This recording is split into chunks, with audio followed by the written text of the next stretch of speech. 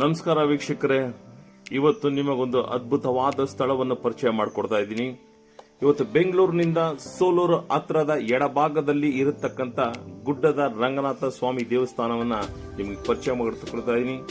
ಅದ್ಭುತವಾದ ಸ್ಥಳ, ಪುರಾತನವಾದ ಸ್ಥಳ.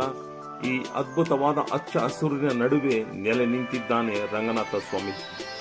ಈ ಸ್ವಾಮಿಯ ದರ್ಶನಕ್ಕೆಂದು ಬರುವವರು ಅದ್ಭುತವಾದ ಹಚ್ಚ ಹಸುರಿನ ರಮಣೀಯವಾದ ಗಿರಿಗಳ ನಡುವೆ ತಲೆ ಎತ್ತಿ ನಿಂತಿರತಕ್ಕಂಥ ರಾಜಗೋಪುರವನ್ನು ನಮಸ್ಕರಿಸಿ ಒಳಗೆ ಪ್ರವೇಶಿಸುವಾಗ ರಂಗನಾಥನ ದರ್ಶನವನ್ನು ಪಡೆದು ನಮಗಾಗಬೇಕಾದ ಕೆಲಸಗಳನ್ನು ಹೂವಿನ ಮುಖಾಂತರ, ಪ್ರಶ್ನೆ ಮುಖಾಂತರ ಕೇಳಿ ನಾವು ಹೊಂದಿಕೊಂಡು ಅಲ್ಲಿಂದ ಅನ್ನದಾನವನ್ನು ಸ್ವೀಕರಿಸಿ ಅದ್ಭುತ ರಮಣೀಯ ದೃಶ್ಯವನ್ನು ಕಣ್ತುಂಬಿಕೊಂಡು ನಾವೆಲ್ಲರೂ ಒಟ್ಟುಗೂಡಿ ದೇವರ ದರ್ಶನವನ್ನು ಮಾಡಿ ಅಲ್ಲಿಂದ ಸೌಭಾಗ್ಯದಿಂದ ಹಿಂದಿರುಗಿ ಬರೋಣ. ನನ್ನೊಟ್ಟಿಗೆ ನೀವು ಬರ್ತೀರಾ ಅಂತ ನಂಬಿದ್ದೀನಿ. ಬನ್ನಿ, ದೇವರ ದರ್ಶನವನ್ನು ಪಡೆದುಕೊಳ್ಳಿ, ಆಶೀರ್ವಾದ ಹೊಂದಿಕೊಳ್ಳಿ. ಇದೊಂದು ಐತಿಹಾಸಿಕ ಪುರಾಣ ಪ್ರಸಿದ್ಧ ಕ್ಷೇತ್ರವಾಗಿದೆ. ಇದು ಅದ್ಭುತವಾದ ರಮಣೀಯ ದೃಶ್ಯಗಳಿಂದ ಕೂಡಿದ ದೇವಸ್ಥಾನವಾಗಿದೆ.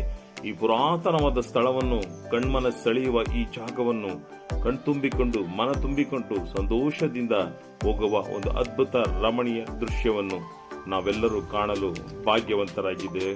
ಬೆಂಗಳೂರಿನಿಂದ ಬರೀ 26 ಕಿಲೋಮೀಟರ್, ಒಂದು ದಿನದ ಮಟ್ಟಿಗೆ ಟೂ ವೀಲರ್ನಲ್ಲಿ ಸಹ ಬಂದು ಹೋಗಬಹುದು. ಇಲ್ಲಿ ಅದ್ಭುತವಾದ ಆಂಜನೇಯನ ಮೂರ್ತಿ ಸಹ ಇದೆ. ಅದು ಪಂಚಮುಖಿ ಆಂಜನೇಯ ದೇವಸ್ಥಾನವಾಗಿದೆ. ಎಲ್ರಿಗೂ ನಮಸ್ಕಾರ.